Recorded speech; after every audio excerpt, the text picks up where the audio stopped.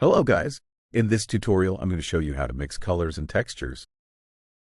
First, select your object, then go to Shading. Then press Shift on your keyboard and look for the Texture Coordinate node. Next, we're going to add in two texture nodes, the Noise Texture node and the Voronoi Texture node.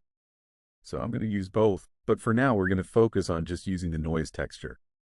After that, we're going to see the Voronoi Texture, and at the end we're going to mix both textures. So now, let's add a color ramp node, and now from the texture coordinate, plug in the object output into the noise texture's vector input. The reason why we're using the object input instead of the normal generated input is so that it doesn't shrink or stretch the texture according to the actual object size. Then, plug in the noise texture's color output into the color ramp's input and the color ramp's color output into your shader's input. You should get something that looks like a gray-scaled version of the noise texture's pattern. And if you don't want the texture to be mapped that big, you should shrink it down to maybe around 0.3 in the scale input. I want to make the mesh to have different colors now, so I'm going to add in a few bright colors in the color ramp. You can even add more sliders in for more colors by clicking the plus button on the color ramp node.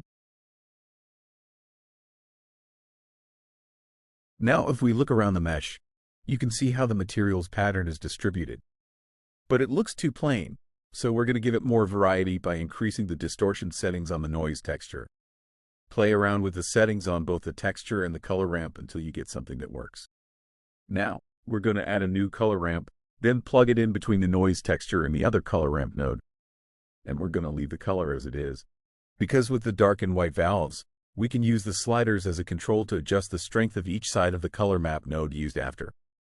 Using this can not only affect the amount of color, but as well as the overall pattern and the equality of colors. And all with the noise texture we're using allows to create a nice blended pattern or grading of colors on your mesh. Now let's try experimenting with the Voronoi texture. Already at the start, we get a completely different look to the material. If you don't want it that size, you can even scale up or down the Voronoi texture's pattern. You can get more results by changing the Euclidean to Minkowski or others.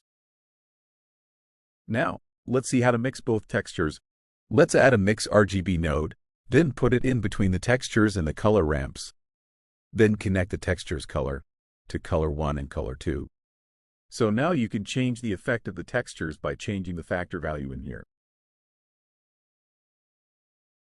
And also you can get more effects by changing the textures setting.